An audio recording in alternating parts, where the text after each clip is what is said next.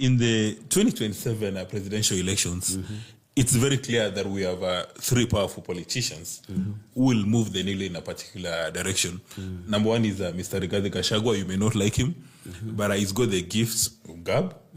He does very well in propaganda. And when he wakes up in the morning and he stretches his arms, anauliza leo president anafanya nini, and then his capacity for propaganda is extremely high. Then there is retired President Kenyatta and Mr. Raila Odinga.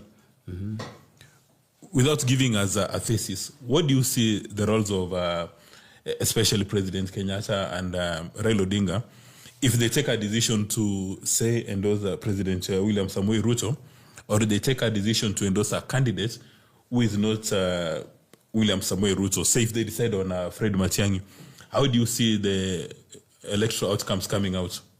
First of all, I don't see Kenyatta endorsing President William Ruto. President William Ruto's biggest problem is the Kikuyu community. Those are things that people rarely say. It's only me who can say that. You have the guts to say that? Yes. You know, let me tell you something. When we were fighting the colonialists, we were all talking about liberation. And true, we liberated ourselves from the colonial powers and gave ourselves a constitution and followed it throughout Kenyatta's 14 years in office without anybody from the mountain talking about liberating Kenya from Kenyatta. Despite that, during Kenyatta, people like J.M. Kariuki died, Tom Mboya died, nobody was talking about liberation. When Moi came, even a nursery school kid knew about liberation. It was liberation and counter-liberation. Some even had coups against him. And when Moi went out and Kibaki came in, the word liberation disappeared from the dictionaries.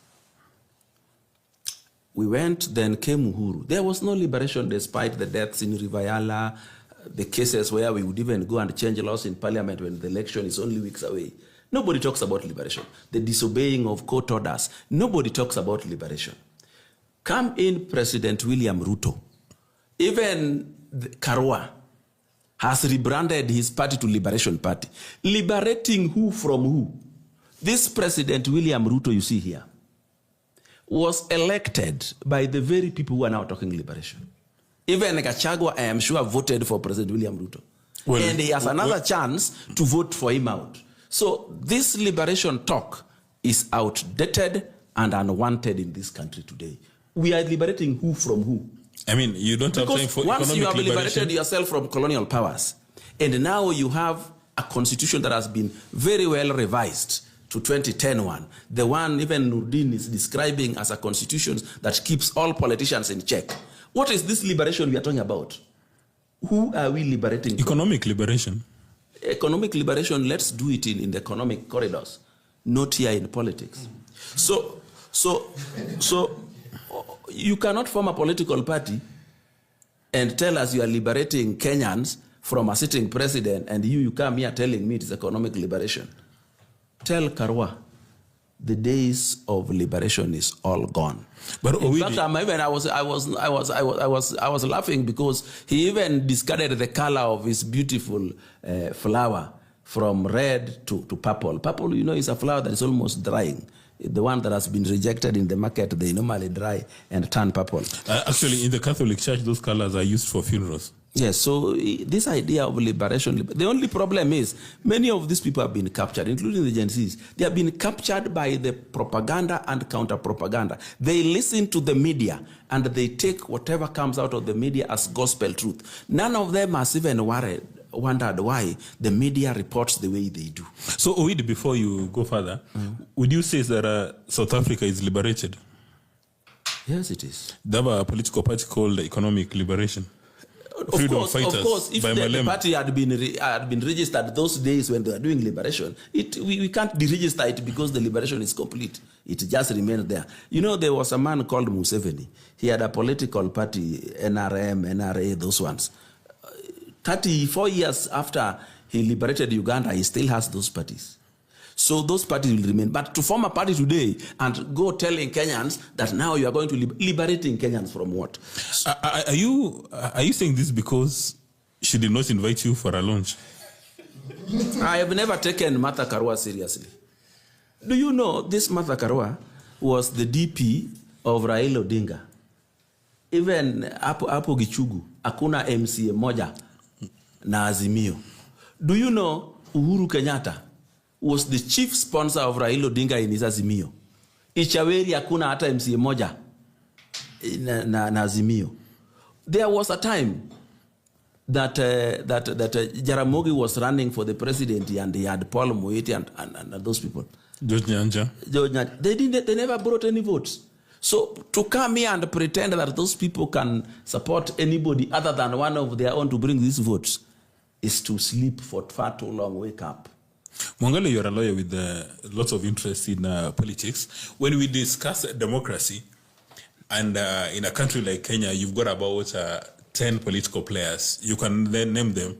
Start from President Ruto, you come to former President Kenyatta, you come to now Rigiji, you come to Musalia Mudavadi, Wetangula. So you've got a group of about 10 political players who in every election decide the outcome of an election.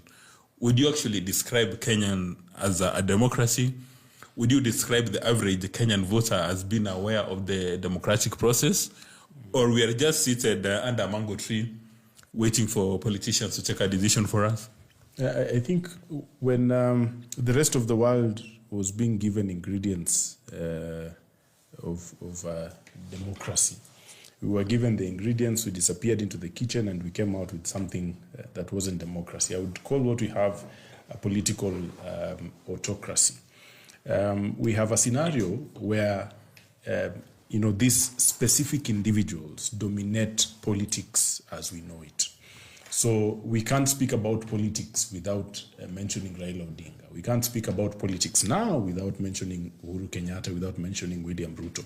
The others who were gathered at Martha Karua's function, and again, the unfortunate bit is that these political parties are just individuals. Raila Odinga is ODM. You remove Raila Odinga from ODM, that may no longer be a party, and people will scramble out of ODM. You remove Martha Karua from now what is known as PLP, there will be no party. You remove Eugene Wamalwa from DAP, there is no party. You remove Kalonzo Musyoka from Wiper, it's the same thread across board. It is unfortunate because because political parties are supposed to be the handmaidens of democracy. It is through political parties that people express opinion, people agitate for what they believe in around governance and politics. But our case is a sad one because in 2017, in 2013, it was certain regions ganging up against one or two regions or one or two individuals. In 2022, Mount Kenya was ganging up to punish Uhuru Kenyatta. The yellow fever that swept across Mount Kenya was not so that Mount Kenya benefits in any particular way. It was so that Uhuru Kenyatta is taught a lesson. And indeed, he was taught a lesson. We are now seeing the conversation shifting again from William Ruto, the savior that Mount Kenya had seen. The Messiah. Now, exactly. Now he will be slung to the cross because he has, quote unquote, betrayed one of their own. One of the things I laugh about is the fact that Rigathi Gachagua has audience. I believe Rigathi Gachagua is a spent cartridge that is still, just spinning. But a cartridge that has left. You're making Weed happy. You may end up enjoying his coffee. Like a cartridge that has left the gun, it can just spin for a little while. It is hot, and after some time, it goes cold. And I think such individuals should not be given audience. And it's not to say that Rigathi Gachagua and William Ruto are any different. They are cut from the same cloth. But unfortunately, we have a culture, and I think if Wathogs were given a voice, they would really laugh at us. The proverbial Kasongos, the original Kasongo was given a voice, they would laugh at us because we have a very short memory. We have forgotten what... Shorter than Wathogs? Short, I tell you. Wathogs can run a few meters. We don't even run. We just mark time. We have forgotten what Rigathi Gachagua did in his time. We forgot what William Ruto has been doing. And it has carried us through. We forgot about William Ruto and Uhuru Kenyatta. We voted them in 2013. We are now forgetting who these politicians are. Even those who are ganging up and saying William Ruto should go, they have massive skeletons in their closets. So for me, I would love it if we were not discussing these individuals, but unfortunately we have to, because they still command some sway in the political space. Towards 2027, even before 2027, Uhuru Kenyatta has been said to be funding certain groupings. When Rigathi Gachagua went and prostrated himself, we hear before Uhuru Kenyatta and his family for the atrocities he had committed after the elections, we hear that he was forgiven. And so we are likely to see Uhuru Kenyatta funding that faction of Mount Kenya. We are also likely to see Raila Odinga step away from William Ruto effectively. It might be before 2027, but Raila Odinga will not support William Ruto in 2027. People forget again that Raila Odinga is very good at politics of survival. We were laughing about AUC the other day, but we also forgot that the position that Raila Odinga was serving in, the AU High Representative for Infrastructure, was not a position that existed before 2018. It was set up in 2018, set up specifically and negotiated specifically for the individual that took that position. And for Mr. Raila Odinga. For Mr. Raila Odinga. It was set up in 2018 after the negotiations that happened with Uhuru Kenyatta, and he was given the position. Flash forward to 2024, another position which unfortunately he did not get. But this cyclic politics that I think I find it a little mediocre. If you compare us to democracies that we want to ape, democracies that we want the development of Singapore without their politics. We want the development of the US without their politics. We want, the fast forwardness and grit of China without their culture. South Korea. So we must, if we want change, and to answer Owidi was asking liberation from what? Liberation from neo-colonialists, liberation from imperialists, liberation from economic subjugators, and which this political class belongs to. So I believe that we still need liberation. Unfortunately, the people who are now coming out as the liberators are not liberators. They are collaborators. And I think Kenyans should shun them completely. In the interest of clarity, and because you're a lawyer, you have no problems with libel and slander, who are these collaborators that Mura needs to run away from? I've mentioned a few of them. When Martha Karua comes out and says, these people are not good for you, she has been part of the system. When Eugene Wamalwa comes out to say, William Ruto is doing this, Eugene Wamalwa was part of Uhuru Kenyatta's government and complicit in the ills of Uhuru Kenyatta's government. When Kalonzo Musyoka comes out to tell us, there's nothing they're telling us that is true. They're just mentioning, a few things that may be right. And I think they have now known that the country is slowly moving away from William Ruto. At least the support that William Ruto had in 2022 is slowly moving away from him. And they are now fashioning themselves to be with the people when truly they are not. Now, Nuruddin, from what Mongala has indicated, there are one would comfortably say that everybody who attended the Martha Karua launch, they do not offer any new ideas. They are not liberators because they don't even understand the concept of liberation. That they've been part and parcel of the system. That in fact they may not offer a solution. The problem from your crystal ball, which most of the time is broken. Do you see any new political faces? Of course, I'm kidding. Do you see any new political faces for the presidential race in 2027? First and foremost, I told you Trump will be president and he's president. So the crystal ball. Actually, I had an invitation to attend the launch. The SG happens for Donald Trump. No. for Karua. For Karua, The SG happens to be a very good friend of mine, the SG, but I didn't go. Reasons best known. Because there were no biscuits? Or? No, reasons best known to me. I just didn't go, but I wish them well. Where do we start? First and foremost... Start from the beginning. First and foremost, I do subscribe in the school of thought that we do need liberation. You know, liberation is an ongoing process. And economic liberation is globally. That is why you have Zelensky borrowing for money. And he's told you have to wear a suit. Beggars must be. You cannot be a beggar and a chooser. If you're told to have a suit at the Oval Office before you get money, you just wear a suit. Well, Elon Musk doesn't need money, so he checks in a t-shirt. Thank you. And so at the end of the day, I asked myself, if he goes through that, what do our African leaders in buses go through behind closed doors? What are they told? Because we don't have cameras when they're speaking, you know. So I do believe we do need economic liberation, political liberation, because you have the same faces, the old Kanu boys, who just keep changing parties after parties. That is why he rightfully says, our parties don't have ideals.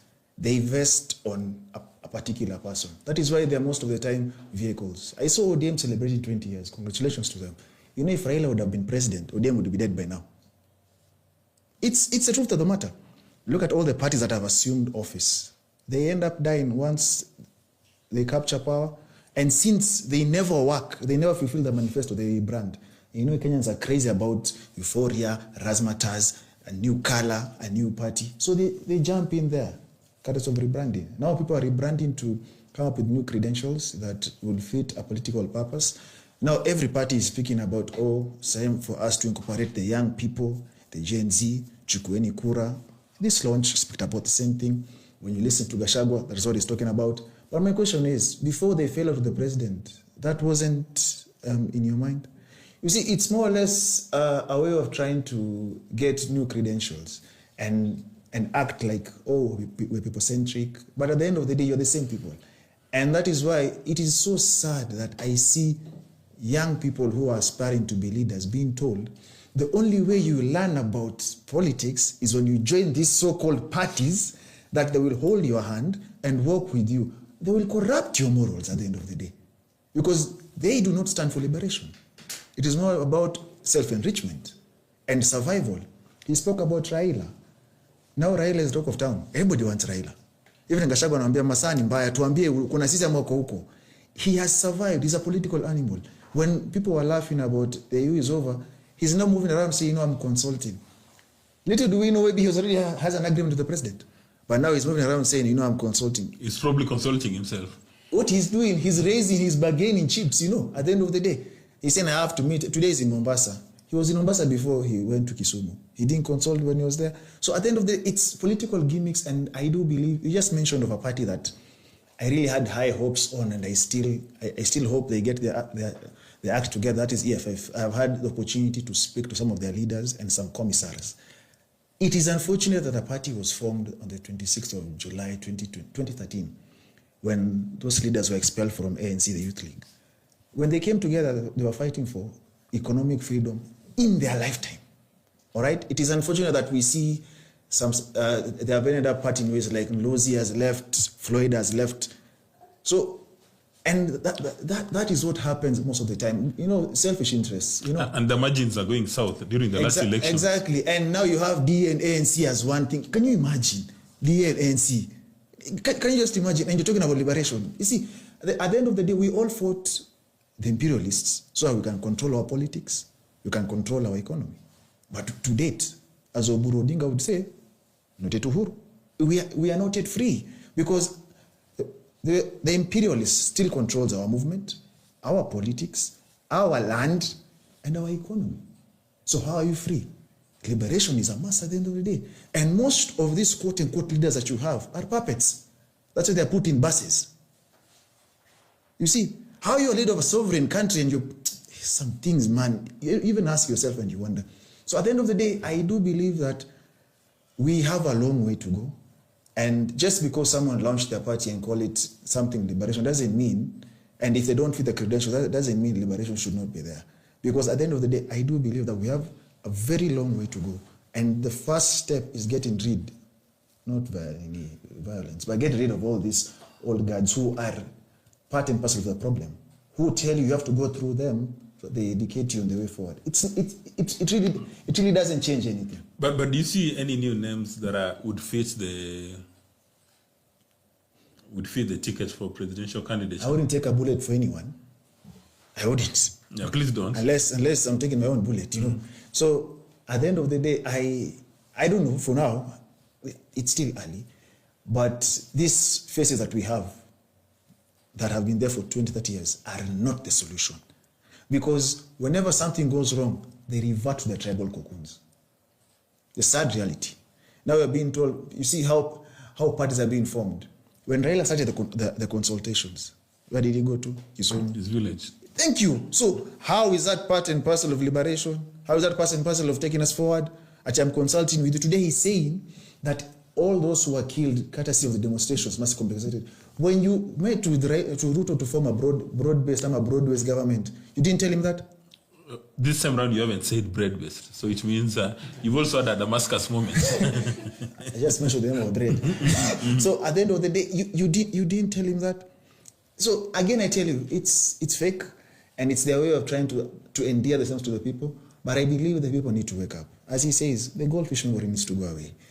You have to realize that these people do anything to survive there.